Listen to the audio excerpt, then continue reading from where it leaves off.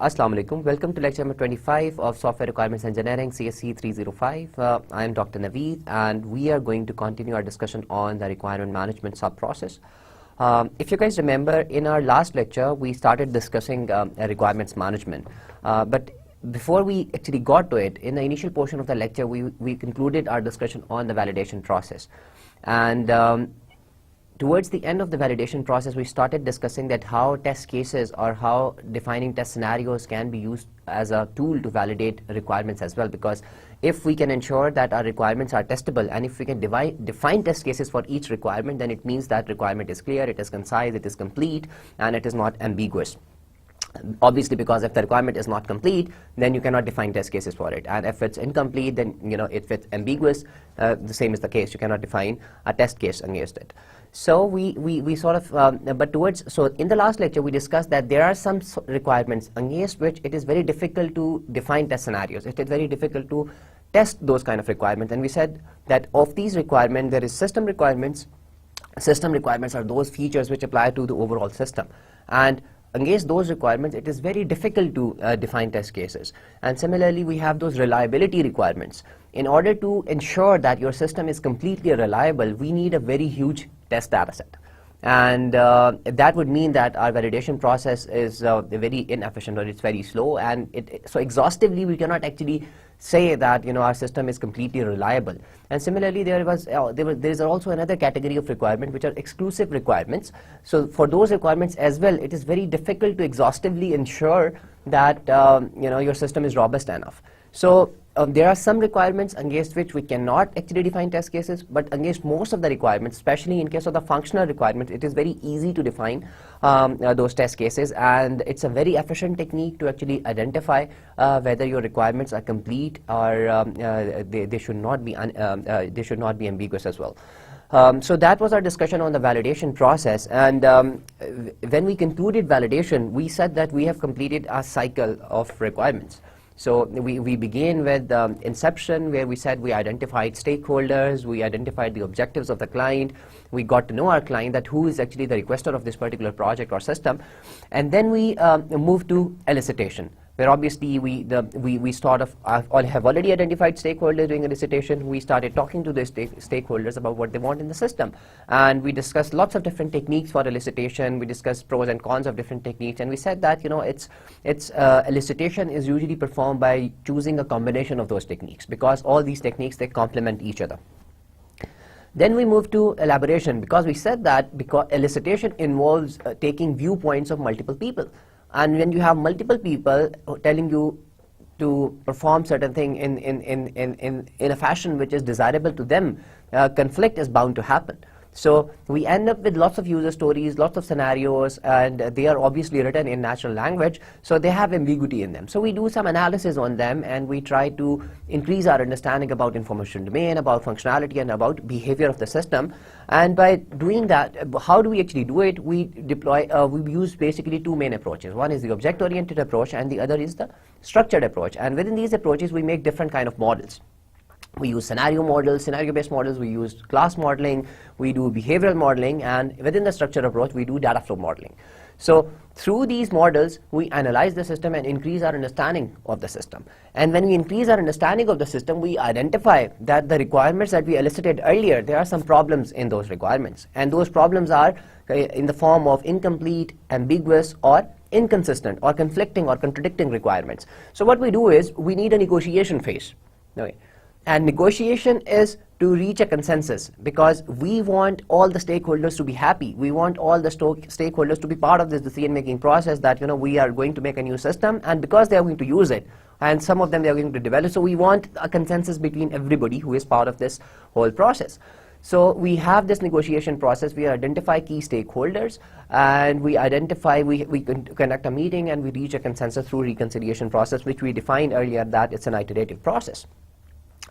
So after negotiating requirements, we have a final set of requirements, which is ranked, which is prioritized, and everybody is happy with it. Then we say, okay, let's start specifying these requirements. So we discussed that there are two main kinds of requirements. We have functional requirements, we have non-functional requirements in terms of specifying them. So then we said how we derive these requirements. So we have already looked at, because in analysis we saw that how these different kind of models, they can be used to expand the user scenarios into lots of normal flow of events, which can be in individual requirements. So we specify these functional requirements, then we specifically spent a lot of time on specifying non-functional requirements, because we said, and it is true, that specifying non-functional requirements in a quantitative manner is never easy. So we discussed multiple techniques, that is concern-based decomposition or goal decomposition, to identify and derive those non-functional requirements. And when we have specified these requirements, we said, okay, although we have specified and we did some analysis earlier, but it might be the case that once we have specified, there are still some problems in the requirements. And those problems again can be in the form of incomplete requirement, inconsistent requirement, or ambiguous requirement, or we may not have followed some standards.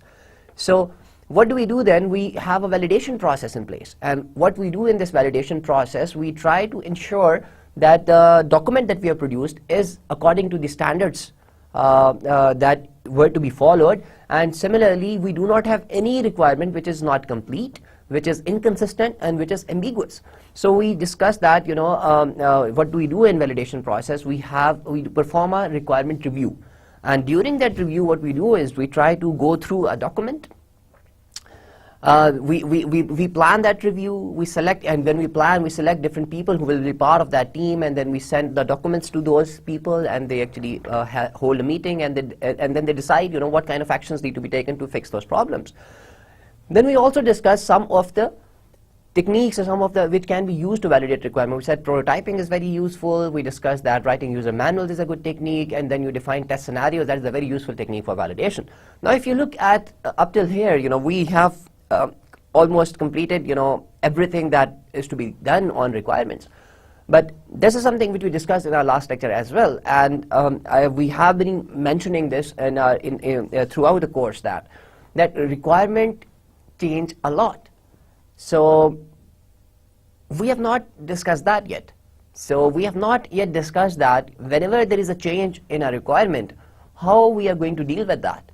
How we are going to, what is the procedure through which we are going to accept that change, or we are going to reject that change. So we have not discussed that, what would happen. So one of the most common phenomena in any software development project is that requirements are going to change. And yet we did not actually cover that at all. So that is why, and that is where this requirement management sub-process comes into place, and that's the first question on this slide, that why requirement management? So requirement management is to deal with the changes in requirements. And we are going to look back again in a minute or two that what are the sources of these requirement changes. Very briefly, we can say that there are multiple sources of requirement changes. Requirement change requests can be initiated from within your team. For example, you identify that there is an incomplete or ambiguous requirement. You go back and you generate a change request that this is not a complete requirement. We need to fix it. You give some options, or you say, okay, let's go back to the client and ask them for more detail. Similarly, clients' priorities can change. They can also want something new in the product. Similarly, if there can be some external legislations which may require that these requirements against which the system was developed, they are going to be changed. So there are lots of reasons for these requirement changes, but it doesn't matter what are the reasons. At times there is no way, but you have to incorporate those changes in the product. So for that, you need to understand the impact of that change, and you make a very educated and very knowledge decision about accepting or rejecting a change. And you can only do that if you are managing your requirements in a better fashion. So I can have my requirements written in emails. I can have my requirements written in a Word in a Word document. But that won't be necessarily requirement management, although it might be to some extent, but that would be very poor requirement management. Because what would that mean? That I do not know that what is the link between different requirements, what is the link between a requirement and other documents that I'm going to produce throughout the system engineering process. So we need a mechanism to actually identify the relationships of one requirement to other requirements. We also need a mechanism to identify relationship of one requirement to other things that we are going to produce during the system engineering process. For example, the design documents that we are going to produce, the code that we are going to write, the test cases that we are going to write. So that is what requirement management is about, that we need a mechanism to actually handle these changes in a better fashion. And to actually do that, there are lots of things which play their part. So there are lots of case tools out there which help you in managing these requirements. A very simple example of a case tool can be, for example, the word processor that you're using to write your requirements. Very simply, that's a case tool which helps you manage requirements. Although the management would be limited to some extent, but that's a tool. Similarly, you can use Excel for doing that, or you can have some sophisticated tool which might have a database, a front-end interface where you can query these requirements and you can link these requirements to other requirements. So it depends, but there are lots of tools out there which help you manage requirements in a better fashion, and all those configuration management tools, they can also be considered a part of it. But once we look at a specific, a generic tool which is meant for only requirement management, it would have maybe a database, it would have a front end where you can search those requirements, it would have you can search those requirements in different fashion, you can identify which requirement is connected to what other requirements, so you can have those relationships between one requirement and other requirements. You can also store relationships between a requirement and other documents, and by documents I mean design documents, code, and all the testing documents. So these are the features that normally a tool should have. It can be web-based, it can be a desktop tool as well. So before we talk more about these requirement management tools and requirement management in general, generally we identify that there are two sort of requirements in any system. We have stable requirements and then we have volatile requirements. And as I said in our last lecture as well, that normally the core of the system is built on the stable requirements. So you would know that there are few things that are not going to change. And if they change, then they are going to very adversely affect the system. So those requirements are considered to be stable, and you never want to play with them, because if you do, then it would mean that maybe the architecture of your system is going to change. So you don't want to change that. And as an example, we looked at the ERP systems. Now the core of the ERP system stays the same. You have all those set of modules, and that's why we say that in ERP systems we always customize them. So we don't implement them, we customize them. And the reason is that the core stays the same. We just have some configuration switches we change according to the customer needs and customer requirements. But there are some volatile requirements. Those volatile requirements are those kind of requirements which reflect customer priorities, which reflect some legislations, and which reflect the current instantiation. For example, you have a product, and that's where the ERP example really fits in, that you have this product, and for a particular client there are features that would be subject to change. So all those features they can be considered under these volatile requirements. All the system behavior can be considered as volatile because they are subject to change. And that is a very commonly used term in the literature when you're trying to figure out research on requirements change. Then normally people have reported it in the form of volatile requirements or requirements volatility. So that is, if you're interested in looking it up, then you can find lots of papers with this title, requirements volatility or volatile requirements, because that is the term which is actually used to identify the requirements that are subject to change and to study the impact of those changes in the requirements. Then in the last lecture, we also studied that what are the main reasons of changes in requirements, and we are going to, as I said, we are going to look back at them very briefly today as well, because that is something very important that we need to keep in our mind. And depending on the reason of that change, the importance of that change request also varies, right?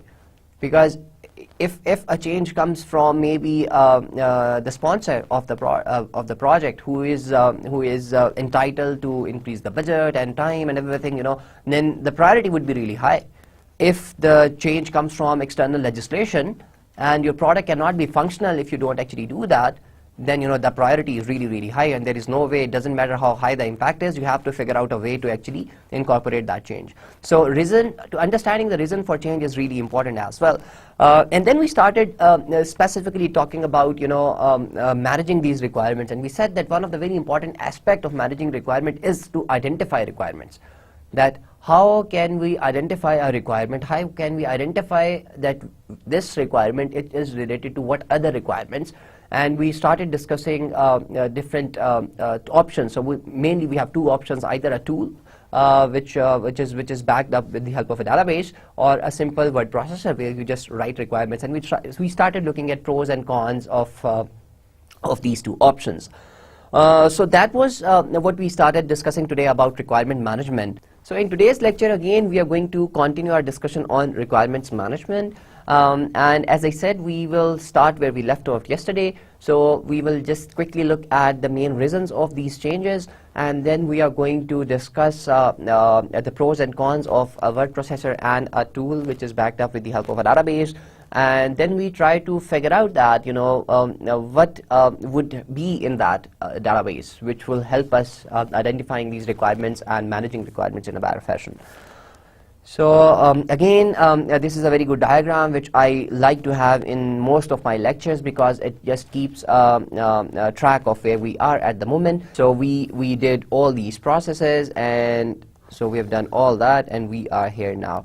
And as I said, and I've repeatedly said that, and I think I will keep on saying that requirement management is something which you are going to do throughout the life cycle of the project, because change requests, they keep on coming in. And we discussed some types of those change requests, and we mentioned that at times these changes even come once the product is deployed and end users are actually using it. And although the cost of incorporating that change in the product would be really high, but change request or the change in requirements, they can still come in once the product is completely functional and it is actually deployed. So requirement management is something that we begin very early on, and it stays with the product. So as I said, let's quickly look back at what are the requirement change factors. So number one is requirement errors, conflicts, and inconsistencies. So as we discussed that, these kind of changes in the requirements, they are normally originated or generated from within your team. Or once you are validating the requirement with the client, and you are having that formal review meeting, then you can do that. But normally these kind of change requests, they are a result of maybe unclear understanding or not very good elicitation or problematical elicitation, where the stakeholders were not clear, where the requirement analyst didn't spend enough time analyzing the requirements. But there can be multiple reasons for that. So they are normally generated from within your team, or they are result of your requirement engineering process. These kind of changes. Then you have evolving customer or end user knowledge of the system. Now, once you start giving something to the client, they get to know more about the system. For example, let's look at the example of ERP implementation project. So what normally happens is that at times, when especially in terms of our context, Pakistani context, I've been part of the team where we deployed and we went to different industries to deploy these different ERP projects. And what happens that at times people just say that they want an ERP system and they have no idea what an ERP system is. And but what might happen is that that once you start giving them the tool and you start deploying different modules at their site, then they start actually identifying, oh, okay, that's what it is, and then they start giving you new requirements. So you have to be very careful, with these kind of change requests, because if you are not very clever, then your scope can creep a lot, and it will not be possible for you to actually complete the project on time and within the budget that you allocated for that particular project. Then another reason for these changes can be technical, schedule, or cost problems, because maybe that you started doing a project in one fashion and then you identify, oh, the technology I choose is not suitable for it, or there are some problems with this technology, and you have to generate some change requests. Similarly, there can be schedule or cost issues through which you change some of the requirements. So that is another source of changes in the requirements. Then you have changing customer priorities. So at times when at times a few of these projects, they are pretty long, and you start doing them, and the client actually realizes no, my business environment is changing, and the way my customer actually see my product, that is changing, so we want something new in the product. So that can also happen. And then we have these environmental changes, and then we also have some organizational changes. So these are the main reasons why requirements change. And when you are trying to calculate the impact of changes, then one of the factors that plays a very important role is that what was the source of this requirement change, and who requested this particular change in the requirements, and why this change was requested, because that is going to influence your decision whether you are going to accept this change or whether you are going to reject this particular change request. So that is why it is very important to keep those requirement change factors in your mind. Then I said that, as I said that towards the end of the last lecture, we started discussing or started comparing word processor documents, which are one of the ways in which we specify requirements and which we have these, or through which we manage requirements. And we started looking at advantages and disadvantages. So obviously we can identify a few of the advantages. The first advantage is that all the requirements are stored in one place. Everybody can access these requirements. And because it is already in one place, so it is very easy to produce the final document. So these are the obvious advantages of having or using a word processor as a tool to manage requirements. So what are the disadvantages? The requirements dependencies must be externally maintained. Okay. So for example, you need an external document, or you need something else to actually identify, that this requirement is linked to what other things. Obviously, you can do some cross-referencing. Some tools, word processors, they allow it, but still it's limited. Similarly, the search facilities, they are limited in these tools.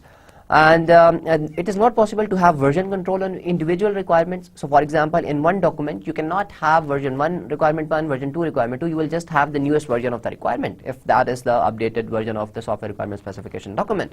So that is another problem. And no automated navigation from one. As I said that, there is some cross-reference which is allowed, but that is limited to some extent. So these are some advantages and disadvantages of using word processor as a tool for managing requirements.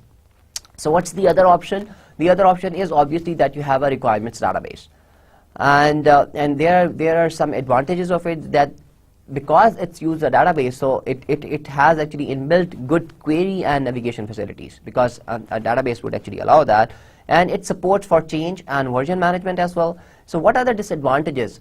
That the readers, not all the readers would have the skill or the tools to actually access that database. So that is one of the limitations, because at times you want stakeholders to be involved in this requirement management process, but not all the people would have the knowledge to actually do that. So that is one of the biggest limitations. And the link between the database and the requirement document must be maintained, because database is just used to store the requirements, but you need a final document that would be produced. And so you need to link those requirements to the database. So that is another limitation of this requirements database. But because this is a better option. So of the two, if we talk about managing requirements, then obviously the database is a better option, because it allows us that easy navigation. It allows us different ways to search requirements. It allows us to link those requirements with each other. So that is why we prefer, or we say that this is a better option in terms of managing requirements. So when we think about our requirements database, so what choices do we have? So for example, we can store the statement of requirements in a database. So if there is a need to store more than just simple text, a database with multimedia capabilities may have to be used. So that is a choice that you would have to make. So the number of requirements. Large systems usually need a database which is designed to manage a very large volume of data running on a specialized database server. Now it depends on how many requirements you have. If it's a very huge system which is going to take you multiple years to complete, and that kind of a system, then you would have lots of requirements in it. Then you might need a database which is running separately on a separate database server, because you want a system which is very efficient. Then teamwork, team distribution, and computer support is another choice factor when we talk about this requirements database. If the requirements are developed by a distributed team of people, perhaps from different organizations, you need a database which provides for remote multi-site access. So it depends, on the complexity of the project. Now, if we are talking about a project which is where the requirements are being gathered by multiple people, or let's say your client is distributed in multiple cities or in multiple countries, and you have to go and actually visit those different places to gather requirements. And when you do that, then the people who are actually there gathering requirements are, playing with these requirements, storing these requirements, they need access to the database. So again, that is another important choice factor when you are considering using a database to manage software requirements. Then you have this case tool use. The database should be the same or compatible with the case tool databases. So I think ideally it should be the same. So you should use a database which which has a tool with it as well. So if it's separate, then obviously it needs to be compatible with the case tool. However, this can be problem with some case tools which use their own proprietary database, so there can be problems at times. So I think the ideal scenario would be that you use a case tool which has a database, and you can use the same database for actually storing these requirements, but there can be problems in this particular factor to some extent. And existing database uses, if a database for software engineering support is already in use, this should be used for requirement management. Obviously, you don't want to spend too much money on these kind of things, because so if you already have a database which you are using for software engineering purposes, maybe the best idea is to actually use that. So these are the choice factors when we talk about using a database to managing requirements. You have the first choice you would want to make, whether you want to store the statement of requirements, how many requirements you have, and the way in which you are gathering requirements. How is your team distributed? Is it co-located, or is it distributed in multiple cities, multiple countries, or multiple organizations are actually part of this requirement management process? And similarly, the case tool that you already have in place, or if you have already a database which you're using for software engineering purposes. So these are the database choice factors when we talk about managing requirements through a database. Okay, so what is change management then? Change management is concerned with the procedures, processes, and standards which are used to manage changes to system requirements. So it's a very comprehensive definition which says that it is concerned with the procedures and the processes and the standards which are used to manage changes to the system requirements. So so as an organization, you might have defined your way of dealing with changes. So you might have a standard, that whenever a change request comes in, then it needs to be stored in a central repository, and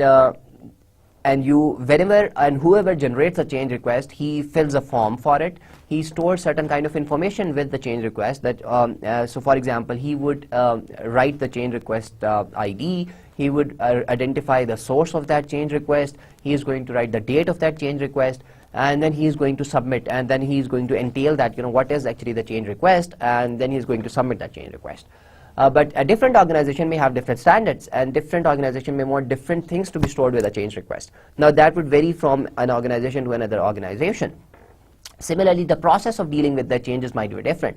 In some organization, what might happen is that once you generate this change request, it is sent to a central change control board, and that change control board is actually responsible for analyzing the impact of that change, and through that analysis they decide whether to incorporate that change or whether to reject that change. And based on the decision, if a change is accepted, then it is allocated to some resource. If it is rejected, then the original requester is informed that the change request is rejected for the following reasons. So, but different organization might have different process in place. So generally, change management concerns with all these things. Any standards that you have, any processes that you have in place, it is concerned with all these things. So we say that a change management policy may cover the change request process and the information required to process each change request. So there are two main processes which we say that they are part of change management. So first up we have is the change request process, that how a new change request would be generated and how a change request is processed once it's generated. And then we have the process used to analyze the impact and the cost of change and the associated traceability information. So the process which is used for impact analysis, this is also part of change management. The membership of the body which formally considers change request. So obviously you generate a change request, and then you have a process to deal with the change request, and within that process you calculate the impact analysis, and there are some people who are overseeing all this, because depending on the information of this step, that is the impact analysis, that is the impact information, there are some people who are going to actually make a decision. So they make a decision about change. So they are also, so normally this is called change control board, but the different organization may use different terms for it. And then the software support. So that is also part of change management. If you're using any software, that is for change control process, that you can use that. I know different organizations use different softwares. So let's look at a generic change management process. So let's say the process begins with that we identify a problem in a requirement. So we say that there is a problem in a requirement, and this could come from an analysis of the requirements, new customer needs, or operational problems in the system. The requirements are analyzed using problem information, and requirement changes are proposed. So let's say a problem in the requirements has been identified, and through some analysis we say, okay, this is how we need to change this particular requirement, and a change request is actually generated. So then the next step is that these proposed changes, they are analyzed, and this is actually very interesting portion, that how do we do this analysis. And this is where the interesting bit comes in, because there is only so much innovation that you can do in generating a change request and in your decision making, but the fact is that the analysis is the core of change management process, because that is where you try to evaluate the impact of change. And when we say impact of change, then it's in terms of how it is going to affect the other requirements, and how it is going to affect the overall system, and what is the overall impact on in terms of cost on the project. So that is the crux of change management process. So we say that this checks how many requirements are affected by the change, and roughly how much it would cost in both time and money to make the change. So that is why this process, this is the core of change management, and that is where different people are working in, and it's a very active area of research as well, where you try to analyze the impact of those changes. And then the change is implemented. Okay. And a set of amendments to the requirement document or a new document version is produced. This should of course be validated using whatever normal quality checking procedures are used. So because we are just not talking about just change management, we are talking about requirements management. So imagine a change request is accepted, and you are now so basically what you are going to do is that you are going to either change a requirement, and we say that change can be in three ways. That either you would add a new requirement, you would change an existing requirement, or you would delete a requirement. So there are these possibilities, and depending on whatever you decide, these things have to be done in the SRS that you are already working with, or you're already dealing with, or whether it's a database. So what you're going to do is that your final document, it needs to reflect that change. Okay, because that final document is used by different people in the organization. As we have often talked about, that SRS is used by multiple people. So it needs to be consistent, and it needs to be up to date. So whenever a change is implemented, we need to ensure that these changes are incorporated in your requirements, and requirements are basically up to date as well. So these are the change management stages, as we have just discussed. That this is just a form which is showing different sub-processes of this main process. So we say that we identified a problem, and we analyze the problem and specify some changes. Okay. But there can be why this is important and how we actually do that, because at times a client would just request a change, okay, and they would not specifically say that this change is to requirement number 5 or requirement number 6.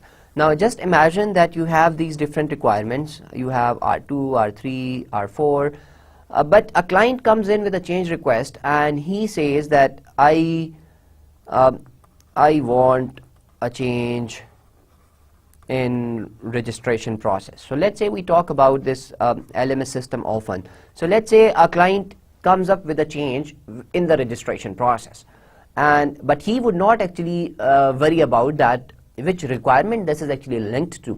So this is what we are going to do here. We are going to actually identify. Now if the problem was not originally generated from within your team, if that is the case, or if this change request is a result of the review process, then you would identify the problem, and you would already have related the problem to a certain requirement.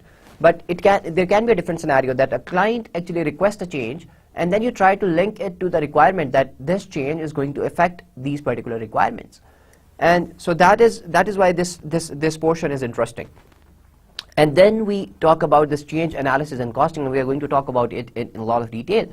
And then the next bit comes in where we say, okay, we are going to analyze this change, and we are going to determine that how much it would cost us to incorporate that change into our system, and then we say, okay, we are going to implement that change. And finally what we produce is we have revised requirements, or we have a revised software requirement specification document, or we have a revised or we have a database which has updated set of requirements. So this is generally the change management stages. So when we talk about change analysis and costing, then there are different ways in which people deal with this particular process, but this is just one view of it. That let's say the first thing that comes here, or if you look back at this particular example, then what happens there is that we analyze the problem and the change specification, whatever the problem is, and then this portion gets a change request. So a change request, we know that there is a change request lying here. So we have, let's say, CR1 and CR2. Now what this change analysis and costing needs to do is they need to actually determine the impact of these two change requests. And then this change implementation is going to decide based on the information that is gathered from this analysis sub-process, then it's going to actually make a decision. Okay. So let's look at this change analysis and costing process. So we have a change request here. So the first thing you check is that whether this change request is valid or not. Okay. So there are different ways of actually ensuring whether a change request is valid or not. If it's not valid, or if it's something, let's say you already fixed the scope of the system and the client is trying to request something which is not within the boundaries of that and which is not in your control, then obviously that cannot be done. And if that is the case, then maybe you say, okay, this change request is not valid at all. So you're going to reject it straight away. So you do not need to worry about, you do not need to calculate the impact of that change. So the first thing you actually try to validate, and very simple, you can have some, let's say you have this change request form, and you have 5 mandatory fields which whoever generates this change request, they actually need to fill it up. Let's say you have some missing information there. So if that is the case, you will say, okay, this is an invalid change request, and first fill the information, and then we are going to actually analyze this particular change. So this is the easiest way, so that and this is the first hurdle where you actually filter some of those change requests. But let's say this change request is valid and you get here. So the first thing that you try to identify is find directly affected requirements. So how do we do that? How do we identify directly affected requirements? So as I said that, for example, the change request was change in the registration process. Now if there are two scenarios here. For example, we already know that the change is in this requirement number 1. Okay. Now we say that the first portion is that we want to identify that which requirements are going to be directly affected. So we know that R1 is going to be directly affected. Okay. But if we say that the client has requested change in a certain functionality, then there can be that during the problem analysis portion, we identified that there is not one requirement, there are multiple requirements which are going to be affected. So we list all these requirements. Next portion is that we get a requirement list. Now this list, as I said, it can have one requirement, it can have multiple requirements which are related to that particular process, or which are related to that particular functionality which the client wants to be changed, or which you as a team wants to be changed. So the next portion is that you find those dependent requirements. And this is where it becomes really interesting that to what level you would go to identify those dependencies. So for example, so our goal is to find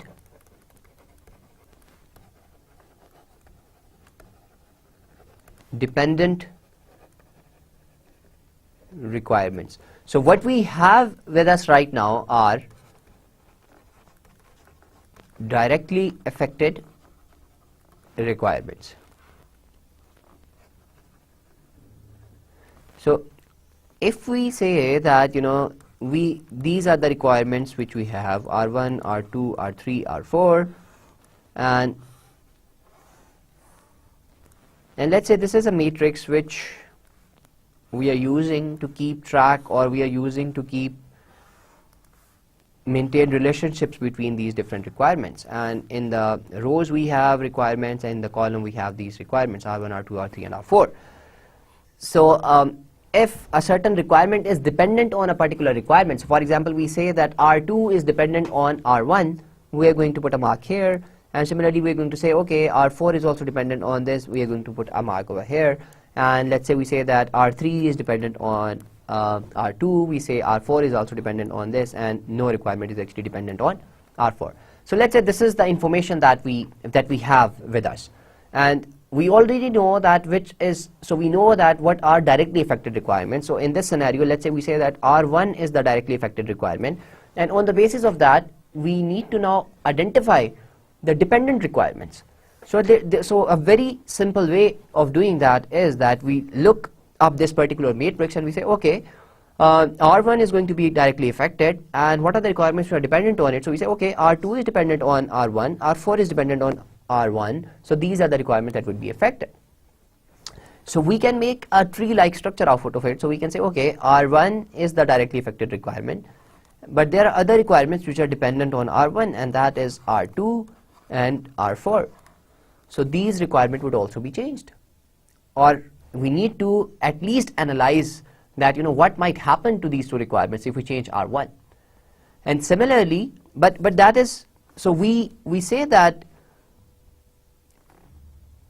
we have named these requirements, these are dependent requirements.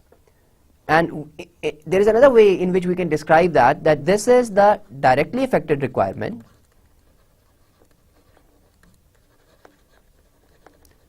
and all the requirements that we are going to identify here, they are indirectly affected.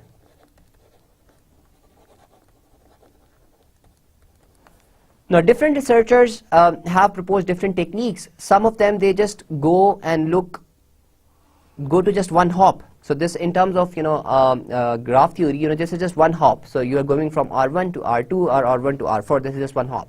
But you can go and you can also try to find that which requirements are dependent on R2. So for example, in this particular scenario, we say that R3 is dependent on R2.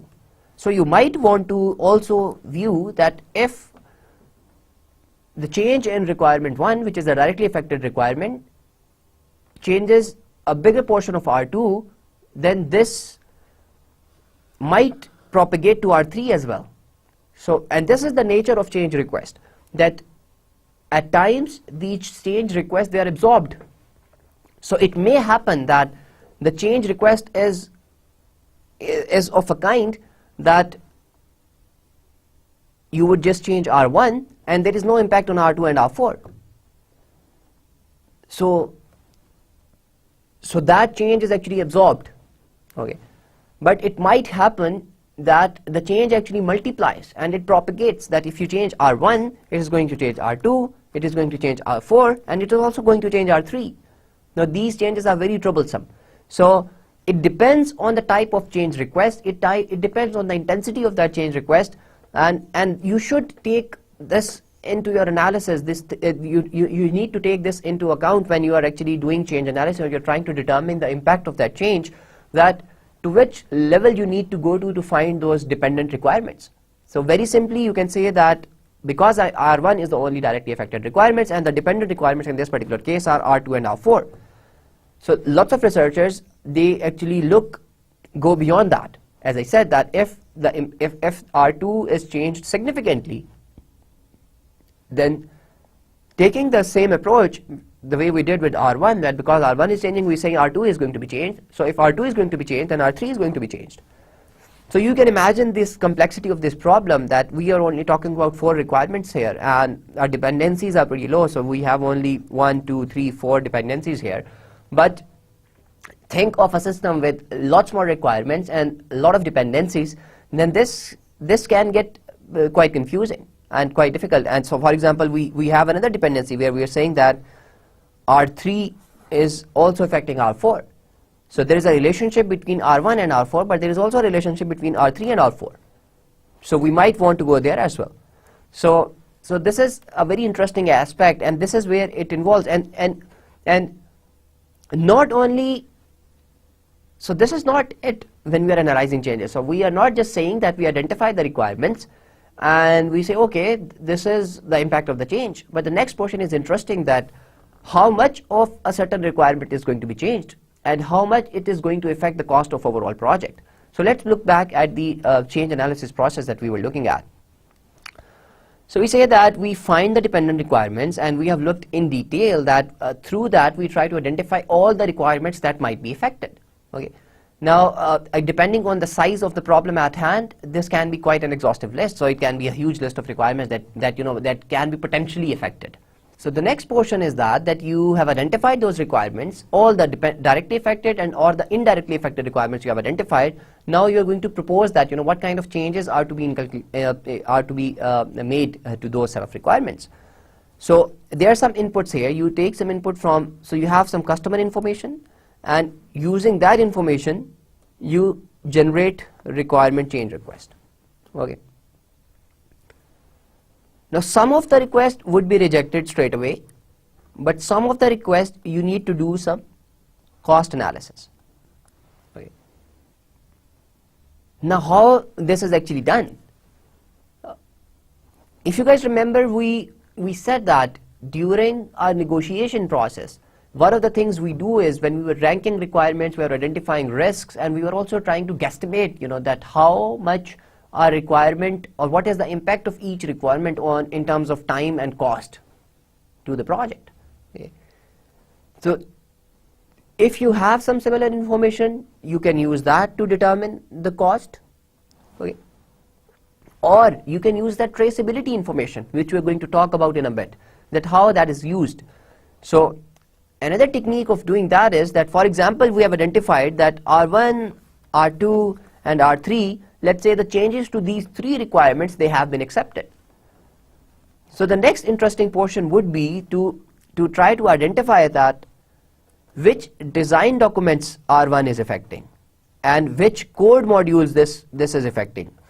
So through that is another way of determining the cost. So we're going to talk about it in more detail, but this is how this analysis actually goes about, that you identify those list of requirements, directly affected and indirectly affected requirements, and you forward. So on the basis of some customer information, you actually decide, okay, that these are the requirements I'm going to change, and I'm going to reject some of the changes in some requirements. And there can be several reasons for that, because as I said, that there are some requirements which constitute the core of your system, or on which the architecture of your system is depending, so you never want to change them. So you're saying, okay, no, I'm going to reject that change, but we are going to change these particular requirements. So then what you do is you try to assess the cost of those changes, and then finally you assess the cost acceptability. So again, you take some input from the client and you say, okay, if we do this particular change, then the budget is going to increase in this fashion, or the schedule is going to change in this particular fashion. So cost is in terms of obviously money and time as well. So on the basis of this cost acceptability, you are going to reject some changes, you are going to accept some changes, and so this is what is going to happen. So there are two possibilities here. So depending on the cost that you get out of it, you are going to make a decision about whether you are going to accept a change or whether you are going to reject a change. So what are these change analysis activities? Let's quickly have a look at them again. The change request is checked for validity. Customers can misunderstand requirements and suggest unnecessary changes.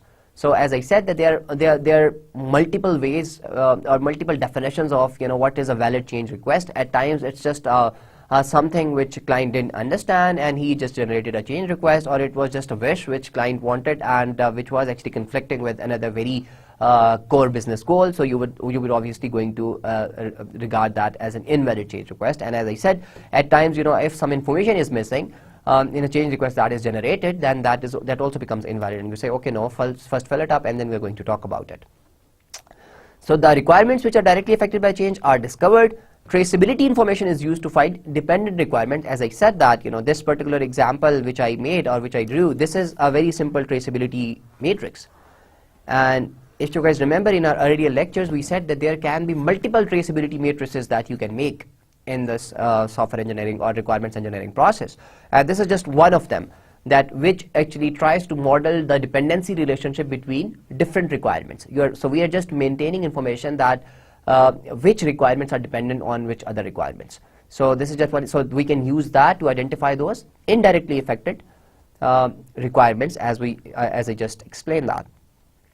So the actual changes which must be made to the requirements are proposed. So once we identify these requirements, we just don't say that we are going to, so we have to actually specify that what is going to be changed. And through that specification, so for example, let's say a requirement said that, a requirement was about the authentication procedure, okay, that how the client would log into the system. Now let's say there is a change request in it, and so you have to actually clearly specify that what do you want changed in this particular requirement. And then you try to estimate the cost of making the change. These are estimated. And then finally, these negotiations, they come into play.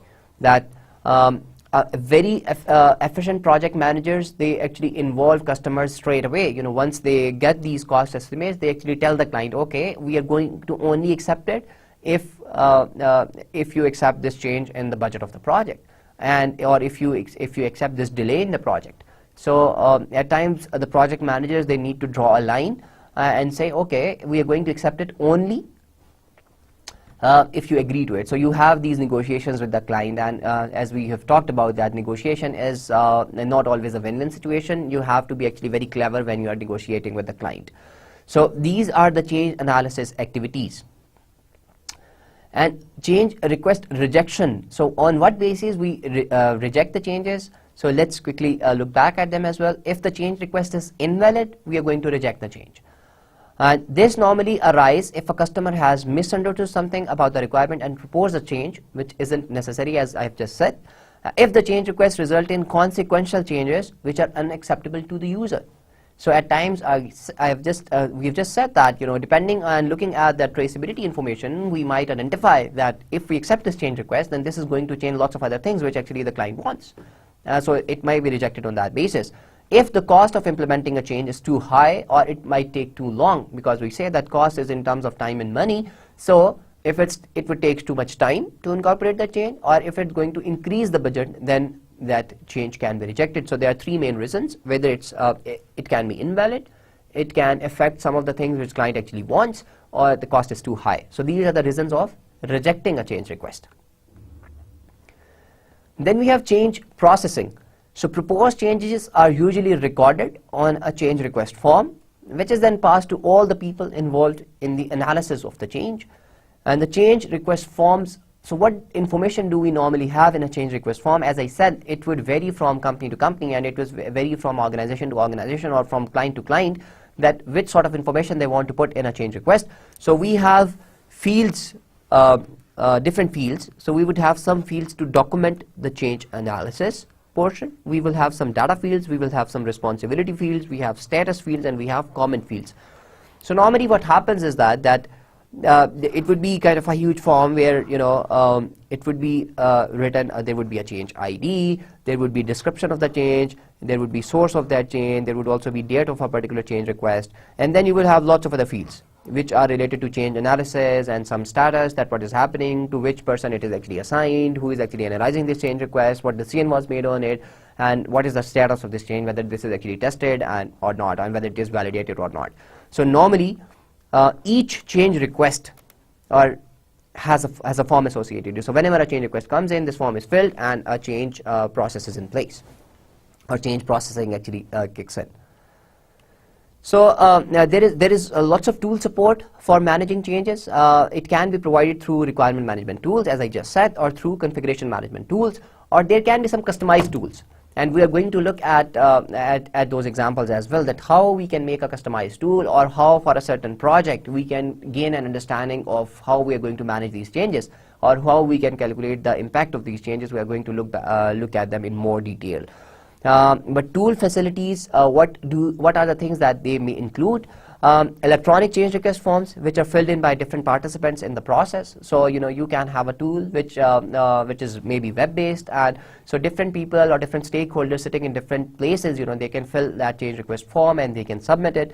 You can have a database where you can store these forms, and you can manage these forms. So for example, you can generate reports that how many change requests are in process, how many change requests have been analyzed, how many change requests have been accepted and rejected, and what is their impact on overall time and cost of the project.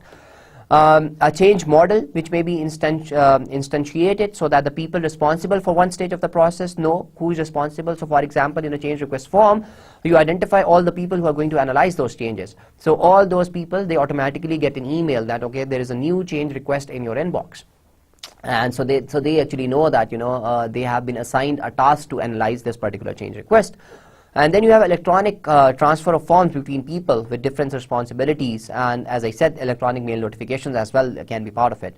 And in some cases, there can be direct links to a requirement database as well. So again, it depends on what kind of tool you are using. If you have a custom built tool, you can incorporate all these things in one, so that everything is part of it. So you have you're managing changes, you already have a database we are storing those requirements, so you can have a same database, and you can extend it to have change requests in it, so that it will be easier for you to relate those change requests to multiple requirements that you are going to change. So these are some of the things that a tool which is used to manage these changes may have.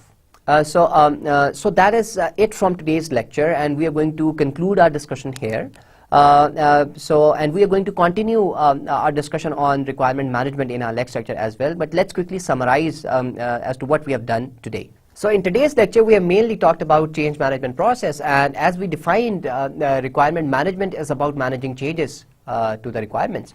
So essentially what we need here is we need a change management process. And so we have talked about in today's lecture that what are the different aspects of managing of a change management process. So we define multiple stages of this process. So we say that the first stage is that where you try to analyze the problem. So you get an initial request, or an initial problem is identified, and this can be in any form. So an initial problem is identified, and on the basis of that you do some initial analysis, and then on the basis of that you generate a change request. So you do your initial analysis and you generate a change request, and then that change request is analyzed. So we have a major portion here where we say we do some analysis, okay, and on the basis of this analysis we have some information, and that information is actually about that whether the change request is accepted or rejected. And then finally what we do is we do some change processing.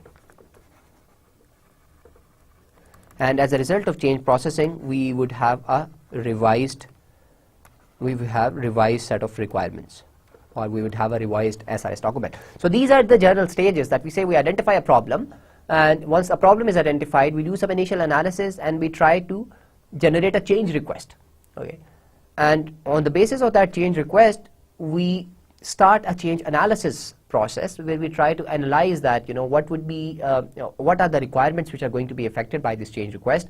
We have two sorts of requirements which may be affected. There would be some requirements which will be directly affected by a change request. There will be some requirements which will be indirectly affected by a change request. So how do we get to it? And then we try to do an analysis, try to identify or determine what would be the impact of that change in terms of cost on the overall project, and cost includes time and money as well. And on the basis of that cost analysis, we make a decision that whether this change request would be accepted or it would be rejected. And then finally, if it is accepted, we need to do some change processing. So we need to change some of our requirements, and on the basis of that, our requirements, they are updated or changed, and we have a revised software requirement specification document, or we have updated set of requirements. And as I said, that of these three stages, this analysis stage is the most interesting one, and that is where most of the focus of researchers is as well, that how do we analyze these changes. And there are different analysis processes have been proposed by different people, but a very generic one would have that you normally have a change request. So the first thing that you try to determine is that whether the change request is valid or not. So the first thing that we determine in analysis is the validity of a change request. So we say this is our analysis. So first thing that we have a change request here, and the first thing that we are going to determine is whether this change request is valid or not. If it is valid, we are going to go ahead and we are going to identify that the directly affected requirements. So we identify the directly affected requirements, and on the basis of that, once we know the directly affected requirements, and as we talked about that, we maintain the dependency of a requirement with other requirements, because that is a portion of requirements management, that we maintain this information. That remember that there were three concerns with which requirement management deals with. Number one was changes, managing changes, and we said that in order to manage changes, requirement management needs to link one requirement to other requirements and one requirement to other documents as well. So now is where that information is used, that you have those directly affected requirements, then you are going to identify those dependent requirements. And then you decide, once you have identified those dependent requirements, so let's say you have identified that initially there was just one requirement which was affected, and now through this dependency relationship you identified that now that list has R1, R2, R3, three requirements.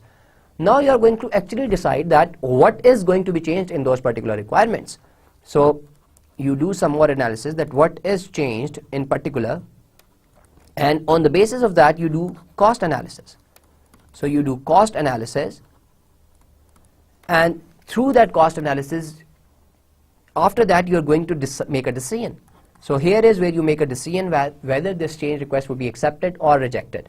So we have seen that there are this is the change analysis process. So this whole is the change analysis process, and within this process there are three main activities where a change request can be rejected. So a change request can be rejected if it's not valid, and we have seen that why it's not valid, because customer changed something which he did not actually understand, and or whether it was some problem with the way the request was generated. There can be multiple reasons, or whether it was something which was not earlier decided that it would be part of the scope of the project, so you declare that this is an invalid change request. That is the first, so here a change request can be rejected. Similarly, once we have identified all the requirements, and when we try to say, okay, what is to be changed in these requirements, we can reject few changes here as well. And then finally, if the cost of a change is too high, here we can reject those changes. So these are the three places where a change to a certain requirement can be rejected. And we have talked about this change analysis process. We have talked about that how we identify these directly affected or indirectly affected requirements. I've showed you guys a very simple traceability matrix where we said that you would have requirements here in the rows, and you would have requirements in the columns, and through that you can identify that what is the dependency relationship between different requirements, and you can make a structure. For example, R1, R2 and R3 are dependent on R1, so we can identify that R2 is dependent on R1. Similarly, R3 is dependent on R1, and you can identify very simply the dependency relationship. And I said that there are different levels to which you can go to. So this is the first level of indirectly affected requirements. Then you would say that R4 depends on R2. So you can say that you can go to this level as well. So your list might not have R1, R2 and R3, it might have R4 as well. So it depends on the type of change request and on that how much it is going to affect this particular requirement R1. If it is going to completely change it, then there might be it might happen that R2 changes a lot. And so basically this portion becomes very interesting, that how much of a requirement is going to be changed, and depending on that you would change few requirements and you would reject changes in some requirement. As I said, there are multiple kind of changes. There are some changes which normally may not propagate, but there are some changes which multiply and which actually propagate to all the other aspects of the system. So those changes are very troublesome. So we need to look for them. And when we actually decide that how much of a requirement is going to be changed, we do cost analysis. So we have not yet talked about that how we determine the cost of a change in a particular requirement. So we are going to talk about it. And as I said, the cost is in terms of time and money as well. So we are going to talk about it, that how this can be done, how this cost analysis portion can be done. And finally, on the basis of this cost analysis, we are going to accept or reject changes. If the cost is too high, and it is not acceptable for the client that the project is delayed for that much time and they are not willing to pay you extra money, then you simply reject that particular change. So this is what change management process generally is about. So in our next lecture, we are going to talk more about traceability, and we are going to use that information to determine that how cost analysis is done. So that is it from today's lecture. Take care and Allah Hafiz.